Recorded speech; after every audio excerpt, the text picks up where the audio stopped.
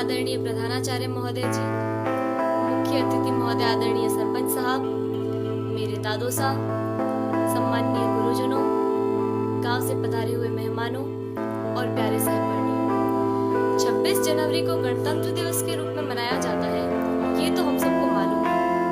अब इस लोकतंत्र की राह पर चलते चलते हमारी शिक्षा व्यवस्था किस राह पर आकर खड़ी हो गई है, आज मैं उसके बारे में कुछ निवेदन करना चाहूंगी।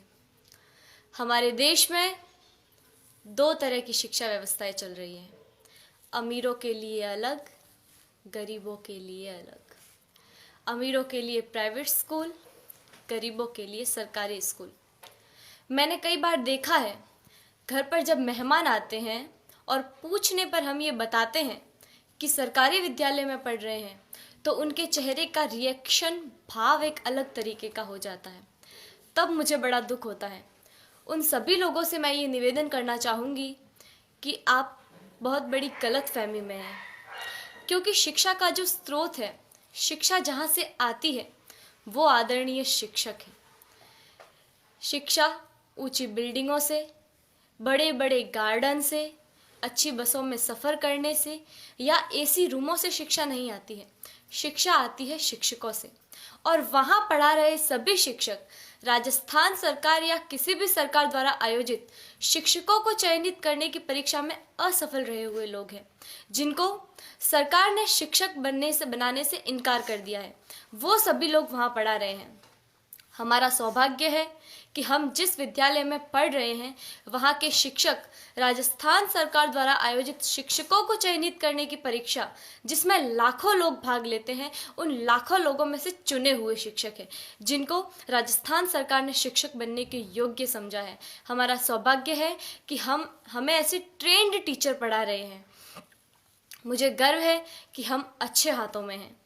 मेरे दादो सा आदरणीय जय सिंह जी देवल यहाँ विराजे हुए हैं, जो मुझे कभी कभी एक बात कहते हैं कि जितने भी IAS, RAS या सरकार के किसी भी उच्च पद पर लगे हुए ऑफिसरों में से ज़्यादातर ऑफिसर्स सरकारी विद्यालयों में पढ़े हुए हैं और सरकारी विद्यालयों से ही उत्तीर्ण हुए हैं।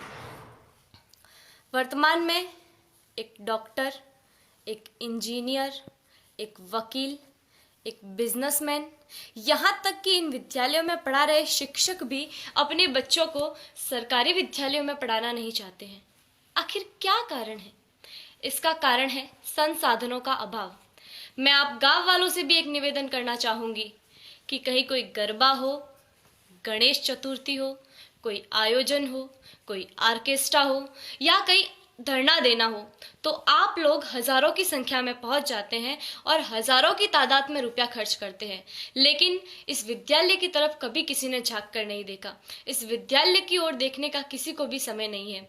मैं आप गांव वालों से ये निवेदन करना चाहूँगी कि जितना जोश आप उधर उन कार्यक्रमों में दिखाते हैं, उतना ही जोश आप इधर इन विद्यालयों के लिए दिखाएं।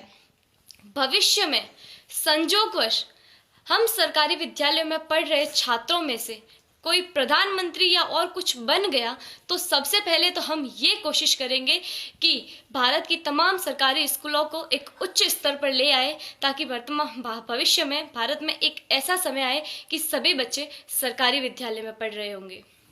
मुझे जो कहना था वो कह दिया। मैंने जो कहा वो गलत है या सही, मुझे नहीं पता। इसका निर्णय तो आप लोग ही कर सकते हैं। मेरे जो मन में था वो कह दिया। अब मुझे बहुत अच्छा महसूस हो रहा है। जय हिंद, जय भारत।